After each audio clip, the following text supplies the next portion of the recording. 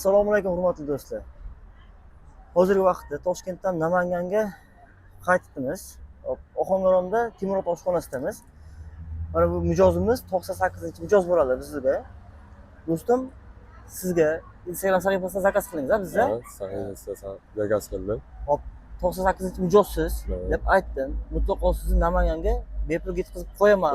Lekin shunaqa va'da qilganman shu Instagram sahifamizda dedim-a.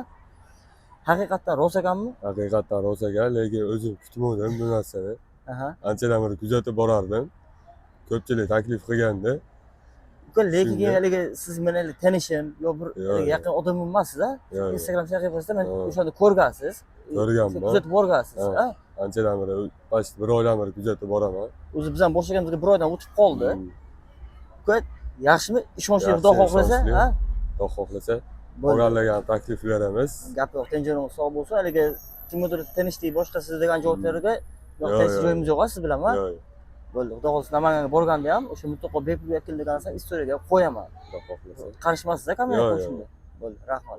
Do'stlar, bizni kuzatishda davom etinglar. Xudo xohlasa, bunaqa yangiliklarni bundan ham zo'rlarini qilamiz. Xayr, salomat bo'linglar.